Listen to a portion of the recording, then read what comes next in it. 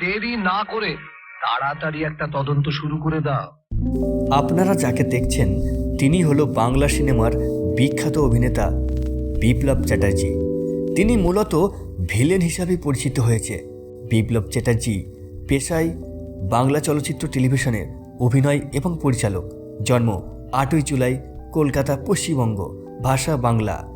তেনার কর্মজীবন থিয়েটার, নাটক ও সিনেমা জগৎ। বিপ্লব চ্যাটার্জি বাংলা চলচ্চিত্রে প্রবেশ করেন কিংবদন্তি পরিচালক সত্যজিৎ রায়ের হাত ধরে। প্রথম ছবি প্রতিদ্বন্দ্বী।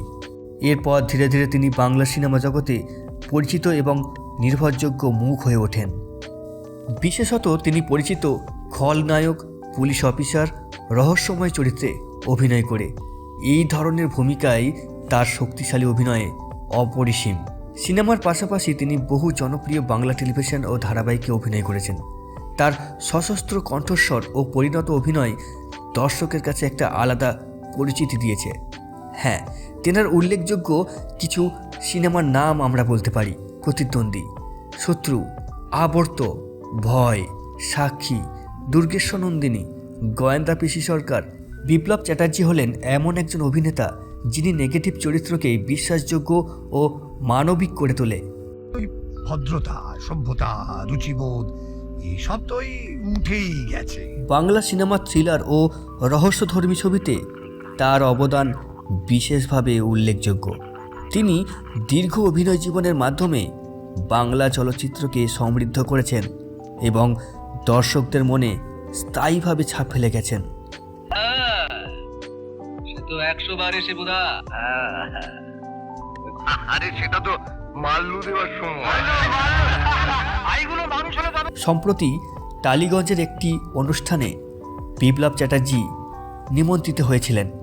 সেখানে কোয়েল মল্লিককে দেখা গিয়েছে এবং আরও বিভিন্ন রকম তারকাদের দেখা গিয়েছে। বিপ্লব চ্যাটার্জি কিছুটা আবেগপ্রবণ হয়ে জানিয়েছেন যে এই তো আমার সময় হয়ে এলো, আর কতদিন বাঁচব, এইবার তো ওপরে যাওয়ার সময় হলো।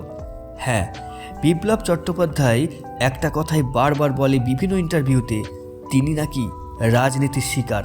হ্যাঁ, যখন তিনি দাপিয়ে অভিনয় করতেন তখন তিনি রাজনীতিতে নামার সিদ্ধান্ত নিয়েছিলেন। এমনকি তিনি টিকিট পর্যন্ত চেয়েছিলেন। শোনা যায় বিপ্লব চ্যাটার্জি জন্মগতভাবে প্রতিবাদী এবং বিপ্লব নামের মধ্যেই তার শারীরিক গঠন লুকিয়ে আছে, অর্থাৎ তিনি বিপ্লবী। টালিগঞ্জের ওপরে যথেষ্ট ক্ষোভ এবং বর্তমান সরকারের ওপর ক্ষোভ দেখিয়েছেন বিপ্লব চ্যাটার্জি। স্পষ্টবাদী এবং মিষ্টিভাষী ব্যক্তি হিসাবে বিপ্লব চ্যাটার্জির জুড়ি মেলা ভার।